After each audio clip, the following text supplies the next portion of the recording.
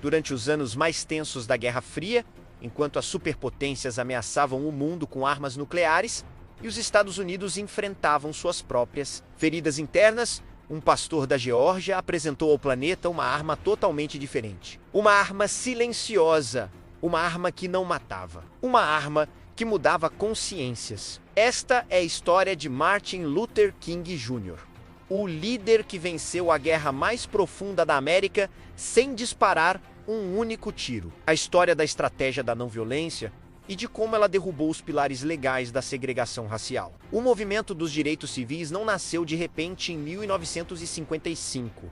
Ele foi a resposta acumulada a séculos de escravidão, segregação e violência institucionalizada. Após a Segunda Guerra Mundial, os Estados Unidos da América tentavam se apresentar ao mundo como defensores da liberdade, mas a realidade doméstica dizia outra coisa. As leis Jim Crow, um complexo sistema de apartheid legalizado, mantinham a população negra do Sul em um estado de cidadania de segunda classe. Escolas, hospitais, bebedouros, tudo era separado e desigual. Veteranos negros retornaram da guerra, onde lutaram pela democracia, apenas para encontrar essa mesma democracia negada em casa. A tensão era palpável.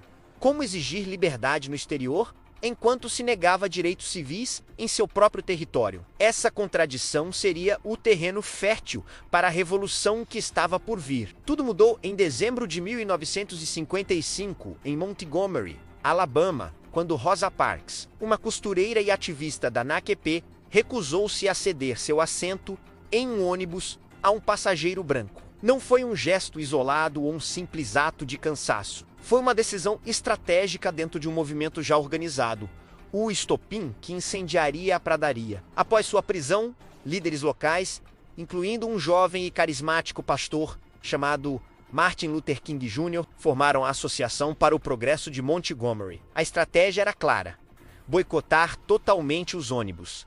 A lógica da Nau Corporaco era simples, mas poderosa. Ao retirar seu dinheiro e sua presença do sistema de transporte, a comunidade negra atacava o pilar econômico da segregação. Por 381 dias, debaixo de chuva e sol, eles caminharam, organizaram caronas e mantiveram a disciplina. A não-violência desestabilizou o sistema sem usar força. E a Suprema Corte, por fim, declarou inconstitucional a segregação nos ônibus. Montgomery foi o laboratório, a prova de que a resistência pacífica podia vencer. A estratégia de King tinha raízes profundas no evangelho cristão e no mandamento de amar o próximo, na resistência civil de Henry David Thoreau e na desobediência de Tolstói, mas, sobretudo, nas ações de Mahatma Gandhi na Índia.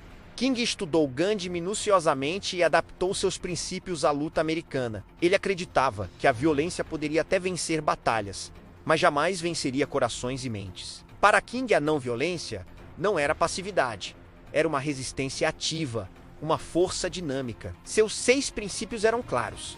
A não-violência é um modo de vida para pessoas corajosas. Busca conquistar amizade e compreensão, ataca as forças do mal, e não as pessoas que praticam o mal. Aceita o sofrimento sem retaliar, evita a violência interna do espírito tanto quanto a externa, e acredita que o universo está do lado da justiça. A tática do sofrimento voluntário, de absorver a violência sem revidar. Expunha a brutalidade do opressor e apelava à consciência da nação. Em uma era de mídia crescente, essa estratégia era genial. A câmera se tornava uma testemunha imparcial que levava a injustiça do Sul para as salas de estar de toda a América. Em 1963, a luta chegou a Birmingham, Alabama, considerada a cidade mais violentamente segregada do país. King sabia que se o movimento pudesse vencer ali, poderia vencer em qualquer lugar. A Operação C, de confronto, foi lançada. Boicotes a lojas, protestos pacíficos e prisões em massa foram organizados. Quando os adultos começaram a temer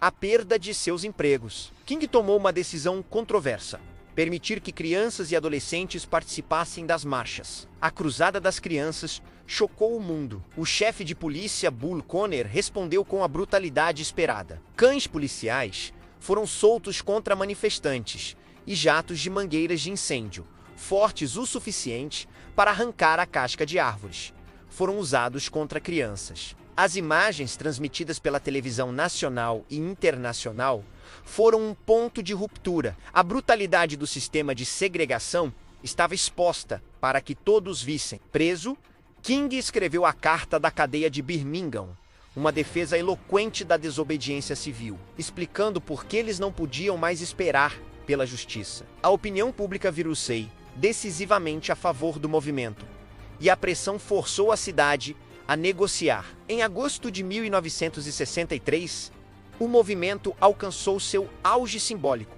A Marcha sobre Washington por Trabalho e Liberdade reuniu mais de 250 mil pessoas, de todas as raças e credos, na capital da nação.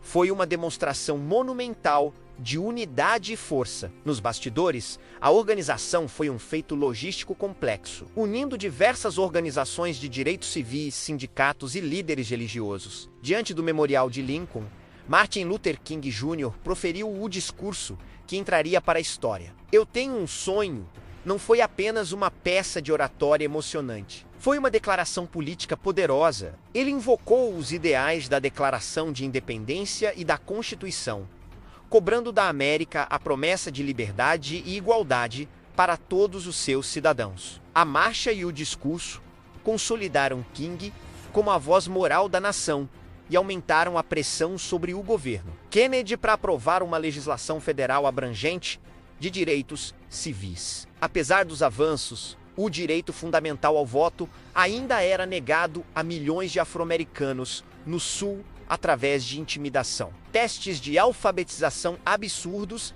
e impostos. Em 1965, o foco da luta se voltou para Selma, Alabama. A marcha planejada de Selma a Montgomery para protestar contra a repressão aos eleitores se tornou um dos momentos mais sombrios e, paradoxalmente, mais vitoriosos do movimento. No dia 7 de março, que ficou conhecido como Domingo Sangrento, cerca de 600 manifestantes pacíficos tentaram cruzar a ponte Edmund Pettus e foram brutalmente atacados pela polícia estadual com cacetetes e gás lacrimogêneo. As imagens de violência contra cidadãos desarmados, que apenas pediam o direito de votar, horrorizaram a nação. A pressão midiática e popular forçou o presidente Lyndon Johnson a agir. Ele discursou ao Congresso, ecoando o hino do movimento We Shall Overcome, e apresentou o que se tornaria a Lei dos Direitos de Voto de 1965, uma das peças legislativas mais importantes da história americana. Enquanto lutava por igualdade em casa, King também enfrentava o outro gigante, a política externa norte-americana. Ele via uma conexão direta entre o racismo e a pobreza nos Estados Unidos da América e o militarismo no exterior. A Guerra do Vietnã, para ele, era um sintoma da mesma doença moral. King começou a criticar abertamente a guerra, denunciando-a como um conflito injusto que desviava recursos cruciais da luta contra a pobreza e enviava jovens, negros e pobres para morrer por uma liberdade que eles mesmos não possuíam em casa. Essa posição o afastou de muitos aliados, inclusive da administração Johnson e de alguns líderes moderados dos direitos civis. A Polícia Federal norte-americana, sob a direção de J. Edgar Hoover, que via King como uma ameaça comunista, intensificou sua campanha de vigilância e assédio. King estava se tornando uma figura cada vez mais radicalizada, entendendo que a luta não era apenas contra a segregação, mas contra os três gigantes do mal: racismo, militarismo e pobreza extrema.